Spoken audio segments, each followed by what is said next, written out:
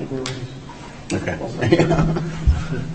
We don't have our remote for the lights, so we're on. Okay. Okay, all right. All right, I will call the meeting of the Monona Finance and Personnel Committee for Monday, October 16th, 2023 to order. Would the clerk call the roll? Alder DePula. Here. Acting Mayor Wood. Here. Mayor O'Connor is excused. Okay, we have the approval of the minutes from September 25 and October 2nd, 2023. Is there a motion? Motion to approve. I'll second that. Did you have any changes? I don't see any. Anyone? I don't either. All in favor of approving the minutes, say aye. Aye. Aye. Motion carries. Are there any appearances on any items not on the agenda? Seeing none, I'll declare the appearance section closed. Before we go into closed session and do the refunding, I would like to take up the consideration, item 7B, consideration and possible action on renew Monona loan program request for Kenneth Walls, 4405 Outlook Street. Is that, anybody have an issue doing that? Nope. That way you don't need to, I assume you're Mr. Walls? I am. Okay. That way you don't need to. We've seen each other before, but I think only on Zoom. Oh, okay, yeah. Doug? I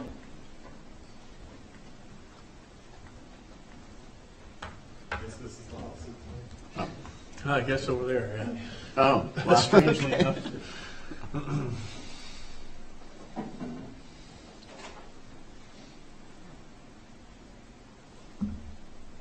is my copy.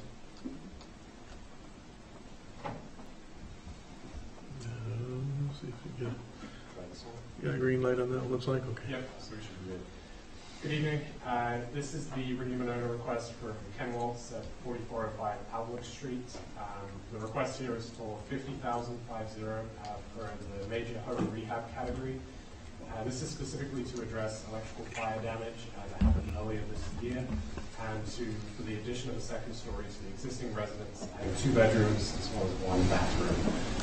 The application materials are included in the packet and include total cost of improvements at just under $500,000, and the loan request again at $50,000.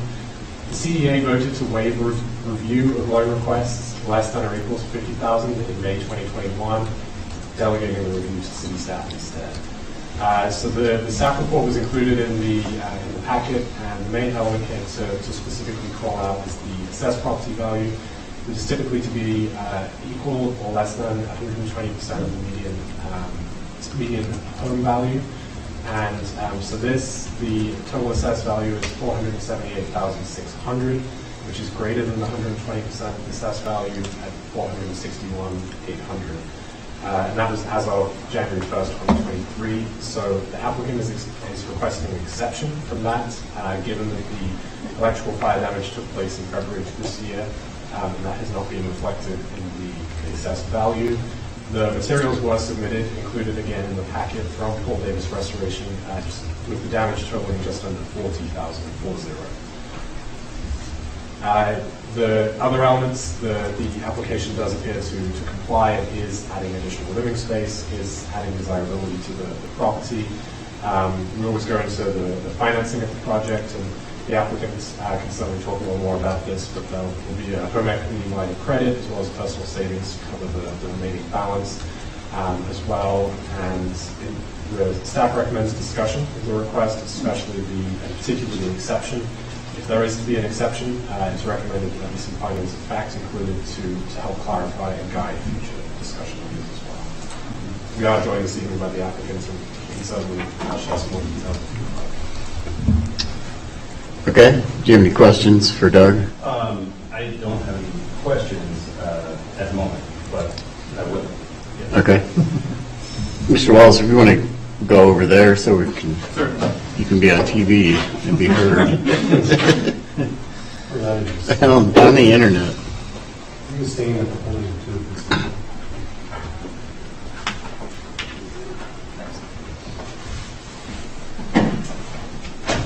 Good evening.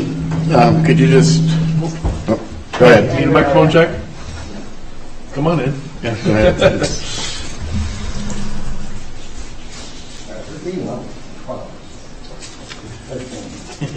Why don't you just, if you go ahead and identify yourself for the record, and then kind of tell us a little bit about the project and the request for the assistance. Sure. My name's Ken Walls. I live at 4405 Outlook Street. My wife and I have been there for 14 years.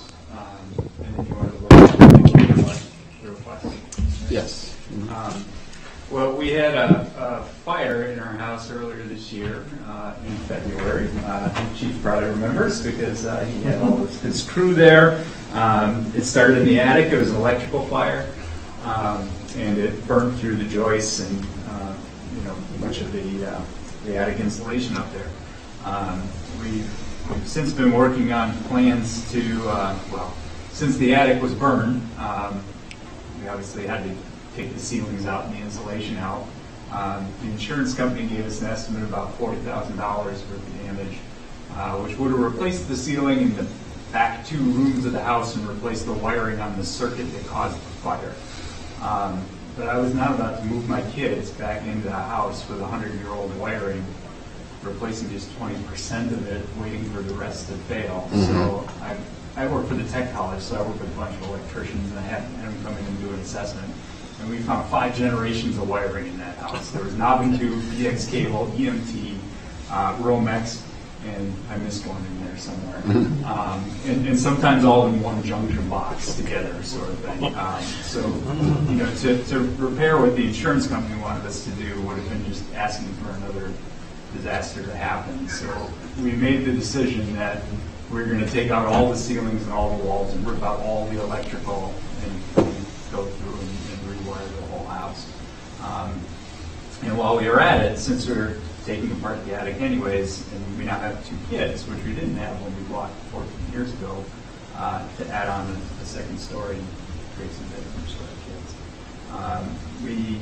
We submitted a variance request back in April because a portion of our house lies right on the setback line. Our house was built in the 1920s prior to the modern zoning ordinances. And the variance committee met and approved our variance, but when they were doing so, they noted this interesting feature of our survey map with an old lot line from 1908 that bisects the middle of our house. That is a leftover from the original Elisha Kai's farm from 1908. So the request was made to get a certified survey map produced to get rid of that line. And there was a whole lot of confusion that went back and forth. The Dane County told us that our lot had already been merged. My surveyor said it had already been merged, that we didn't really need to merge it, so there was a lot of questioning back and forth, and a lot of researching of deeds and stuff down at the county's office. But suffice to say, it cost us several months of progress on this construction project. So in the meantime, we've been absorbing mortgage payment on a house that we can't live. And we've gone from a hotel to an Airbnb to our in-laws to another temporary house over the last 6 months. We've moved 4 times. Ken or Mickey, this delay by discovering this lot line, how much time did that set you back? Well, I mean, when we got the variance, we were hoping to build back earlier this year in May when we got that through the zoning board. And, it's now October, so and we're hoping maybe this certified survey map reaches its conclusion tonight and we can still get going. We did get some early start construction permits to at least do demolition, but we haven't been able to do any reconstruction. So we're still kind of stuck where we were in February, so to speak. Okay. Patrick, did you have questions, comments? Comments as they speak to the request for renewed NOTA funds. As part of this discussion and as from the Plan Commission and on trying to figure out a solution for this particular situation. And I did suggest at one point applying for the renewed NOTA funds because based on the value of the house, even though it's above what would normally be considered for the program right now, if it were reassessed in January, it would certainly be underneath that assessment amount. Being that the house has been uninhabited since February and uninhabitable, we had spoken to Bill Cole as well, who seemed to think that we were within our purview to make an exception based upon those findings of facts. So that's my comment. Okay. I guess I'm just, I've always felt like the 120% limit is generous to begin with, and so to exceed it and not inclined, would not generally be inclined to do that. I recognize there's some special circumstances in this case. I guess the other, I don't know that when we started the Renew Monona program that we were envisioning helping with, it's almost a $500,000 project. So that our 50,000 is like a 10% contribution, right, to the total project.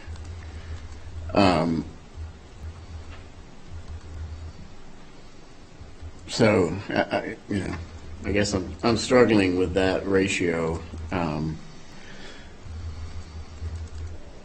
In other words, I guess we don't have a but-for test for these funds, but it does, I guess, meaning, but for the funds, would the project go forward? I mean, I assume with or without the 50,000 that you're going to do something there. We're kind of at a point that there's no choice. Right, yeah. We've demolished the interior. Right. The walls are ripped out, the Yeah. walls are ripped out, the plumbing's Right. ripped out. It's just a question of what we build. In Yeah. place. And Doug, I concur with you about Renew Monona in general, in that it's not, I mean, at some point very soon, we need to reassess and probably direct Renew Monona funds more towards affordable housing as opposed to, what it's been used for the last, 10 years, more or less, Right. which is windows and doors and inexpensive money for people that are remodeling their homes and that sort of thing, because there is no but-for test. But as it stands today, with no test, I mean, these programs are designed to help, in my opinion, are designed to help the citizens of Monona in particular circumstances. And I think that if there is an exception to be made in the parameters of the current program, that this one definitely meets because of the unique circumstances, because of the time and energy and effort that's had to be expended, the expense that's been incurred for months and months regarding an old plat line. I feel that justifies, in my mind anyway, an exception, a one-time exception. Okay. Yeah, I guess I don't feel like the needing to get the new CSM really has anything to do with this. I mean, I understand that's caused delay, but in terms of deciding how the project should be funded, I don't think that plays into it.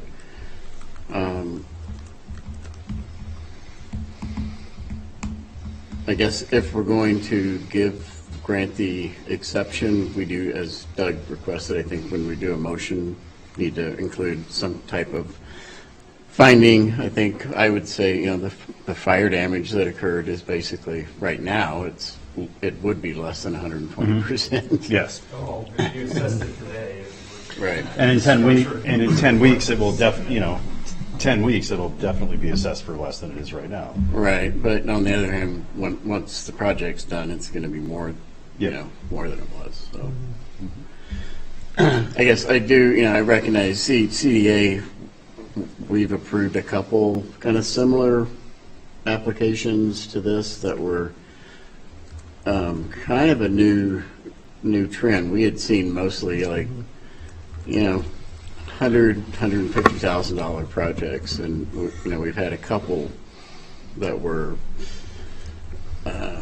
what was that one, about 400,000? I think from memory, it was right around 400. Yeah, and I think another one that was not quite that much, but, so I think maybe that's a discussion we need to have at CDA, rather than have this applicant be the unfortunate one to have, if we're going to relook at the policy, so. Well, Doug, could we, if we were to approve this, in the finding of fact, could we recommend that, the program be retooled after this? I don't really think that would be germane to the Okay. motion, so. Okay. I think, yeah, go ahead. And I'd just like to say that staff is already kind of taking a look at the program. Okay. Both alders, we're already reviewing it. This is not the first time this topic has come up. I know our DEI committee is looking at a lot of it and requesting some specific changes to be looked at here. So I would like to say with a high level of confidence, we are already working on that for staff. And Doug and I believe CDA is actually going to be discussing it, I think. It could be as early as this upcoming meeting, which will be next week. Yeah. So we would like to come up some more, kind of more specific, at least identify the areas where we think we need to take a look at. Right, We've yeah. we've discussed possible project value caps, identifying, lowering the value percentage, as you said, down to Yeah. 120, down to a different number. Right. So we have several things that we're kind of evaluating right now, Alder, so I'm happy to say that's already in progress. Okay. And we'll probably have some sort of recommendation, I think, coming forward here, really in the next several weeks already, so.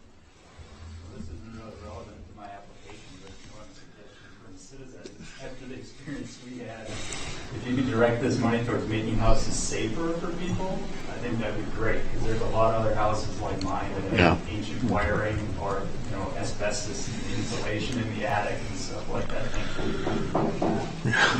But, I know there's a lot of other homes the same age of mine that, have some pretty serious hazards and health risks that would probably benefit from a retooling, but Okay, yeah, thanks, that's good to know. Do you want to make a motion? I would make a motion to approve the request with the finding of fact that it's an exception based upon the fire damage to the property and the D value of it. I'll second that. Further discussion? All in favor, is this Aye. a roll call? Aye. It's not a roll call. Okay. So is it a roll call vote? Okay. We'll make it official. Call the roll. Alder please. DePula, Aye. Alder Wood. Aye. Motion carries. All right. Thank you, Kenny. Okay, back. So we'll go back now to the original. Okay, item 5A, unfinished business. Convening closed session under Wisconsin Statute 19.85, sub 1, sub E, deliberating or negotiating the purchasing of public properties, investing of public funds, or conducting other specified public business whenever competitive or bargaining reasons require a closed session. This is an update on Firefighters Local 311 and Wisconsin Professional Police Association bargaining. Is there a motion? Motion to go into closed session. I'll second. Would the clerk please call the roll? Alder DePula, Aye. Alder Wood. Aye. All right, we are in closed.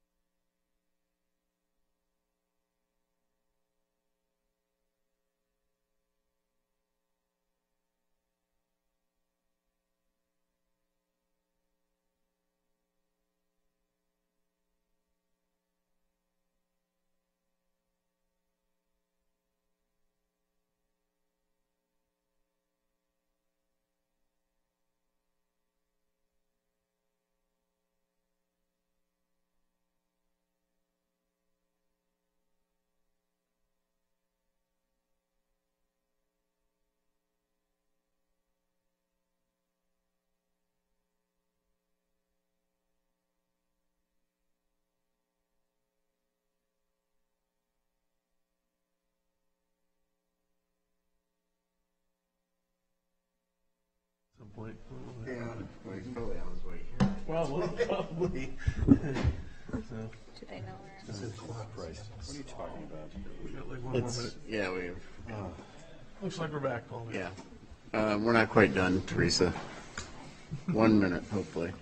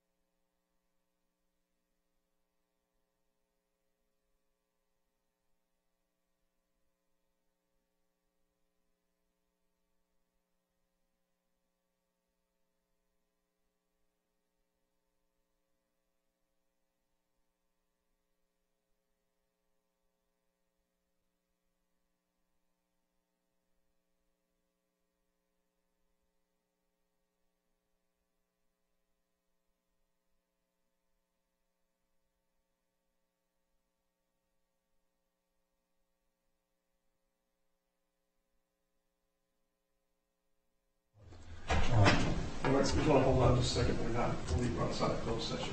So, Oh. we had them, the screen disappeared, so. Well, we don't have to be on TV. Okay. So this is I just think we're good. for cash flow purposes and for this one. It's just, this was borrowed at a very high rate also. So it was a taxable and it actually has a higher rate. So it's not like we borrowed this one at 1%. Oh, okay, yeah. It was at almost 4 point, I don't have the exact number, I think it was 4.6. We borrowed this one at, yeah. Yeah. So it's not like I said, it's going from a very small, or a low interest rate to a high interest rate. Yeah, It's a high okay. interest rate one. And the consequences of not doing it is what? We'd have to borrow money from other TIFs to pay it. Okay. The TIF has already been extended to 2037. Yeah. We did a amendment not too long ago to extend the life of this TIF. So, I mean, we always kind of knew this TIF was going to be like this. So, if you don't pay it, we can still pay it. We just have to borrow from a different TIF. Okay. It's just easier to do it this way and put pressure on the other TIFs. All right, Motion to approve? second. Further discussion? All in favor, say aye. Aye. Aye. Motion carries. I think we're gonna have, what else do we?